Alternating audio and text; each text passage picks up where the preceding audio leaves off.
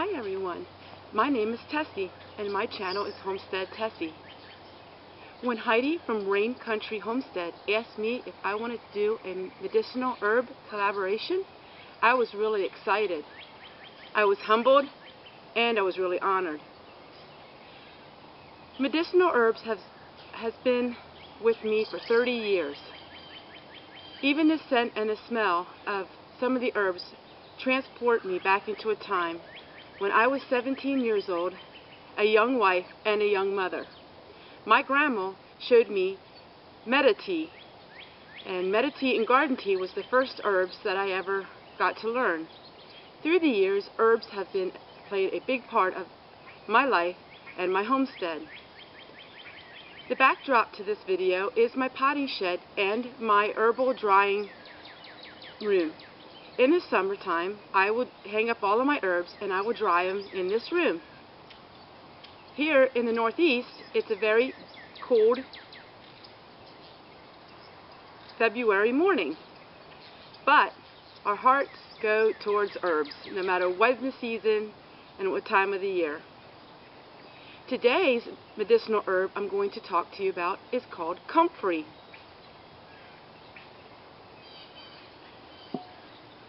Comfrey has many medicinal properties and values to them. I am going to link you to some websites that have descriptions about comfrey, but today we're going to make a comfrey medicinal soother. What you can do with this is you can either apply it directly onto sore muscles, or you can put a few drops of it into your bath water to relax those sore muscles away. Or you can make it into a foot soak. What I'm going to do is I'm going to show you how I make the tincture. This is for external use only, because we are going to be using rubbing alcohol as our fixative to help with the herb. What we're going to do is we're going to pour some of the dry herb. I put all of my herbs after I dry them, and I use my hands and break them up. I put them in little packets like this to keep them fresh. Also, a glass jar would work just as well. We're going to take our dried comfrey and we're going to put it in about, let's go with 1/3 of the jar like this.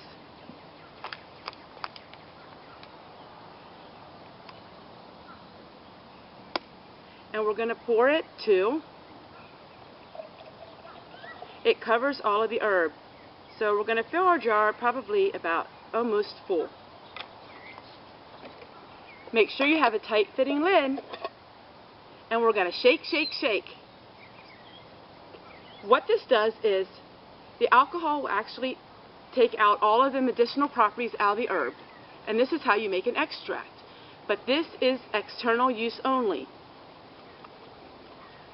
What we are going to do is you're going to keep this in a dark place for 6 to 8 weeks, or even longer. Some of my extract even lasts 6 months to a year. The longer you let it sit, the stronger the extract will be. When the extract is finished, you're going to put it through a cheesecloth, and it's going to look like this. You're going to pour it into a dropper bottle. And I'm going to demonstrate then how you make a foot soak. You can put this in your bath water, or you can use it as a foot soak. You're going to take a basin like this,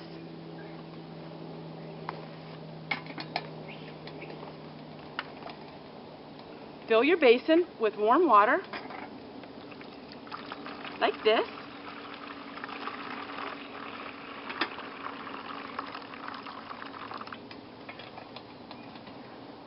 And you're going to take a couple drops of this, probably close to a half a dropper full. It has a pleasant scent also as well. Stir it around and you can soak your feet in it. Amazing, amazing herb, comfrey. Now, a lot of these herbs you can't find in your local store. So Tessie, what do you do? Well, I'm going to show you what I do, how I obtain all of my herbs. I have an extensive herb garden, and 90% of my herbs I grow by seed. And today we're going to plant comfrey seeds. Where I like to buy some of my herbs are from Mary's Heirloom Seeds. Mary is a small business, and she has all GMO, free, organic heirloom seeds, and she has quite a variety of medicinal herbs.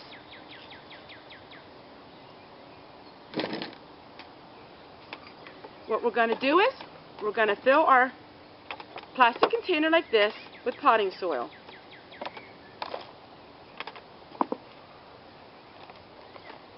I like to buy seed starting soil. The garden soil seems to be too heavy, and some of the potting soils they have a lot of fertilizer in them, and they can kill your seeds before they even sprout. But if you buy seed starting soil, that is made just for these small, delicate, tiny seeds. We're going to fill it like that. And the trick is you want to always spray your dirt before you plant. Because if you plant and then spray with water, a lot of your seeds will float to the top and die. So we're going to make our dirt wet like this. Not saturated, just nice and damp. Because oftentimes herb seeds are very tiny, we're not going to put them far into the dirt. We are just going to sprinkle them on the top of the dirt.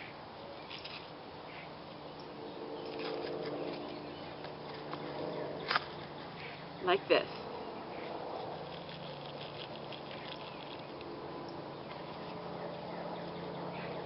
And then we're going to take our potting soil and just sprinkle a nice light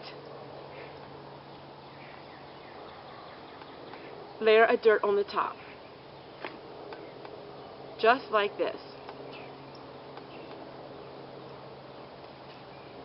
Then we're going to take the back of whatever we use to put the dirt in, and we're going to just press it firmly down so the seed has contact with the soil. We're going to give another squirt to make sure the seed is nice and wet. And you can put a piece of plastic wrap on top, or you can find a shower cap, a clear shower cap, and put it over the top. Once the seeds are germinated, you want to take off the cover, and when the seeds are about, a half a foot high, like up to here, then you can transplant it into individual pots, or you can transplant it out into the garden. My frost-free date is May 12th, so it takes about 8 weeks for these seeds to become adult size that you can transplant.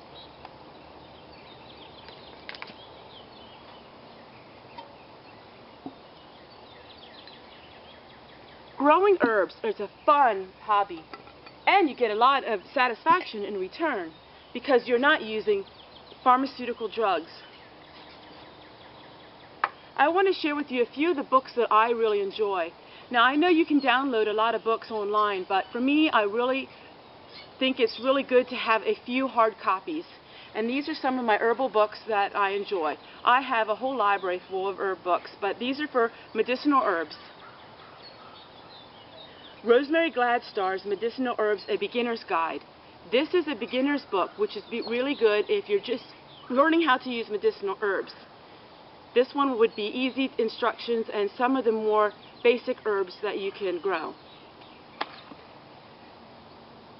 The Backyard Medicine. Backyard Medicine is a really intriguing book where it shows you where you can forage for your own medicinal herbs. You can forage them in the wild. This book is like a field guide to medicinal herbs that are wild. Now we're getting to some books that are a little more advanced. This one is called The Village Herbalist. This one is about making your own herbal medicines for your family and for your pets.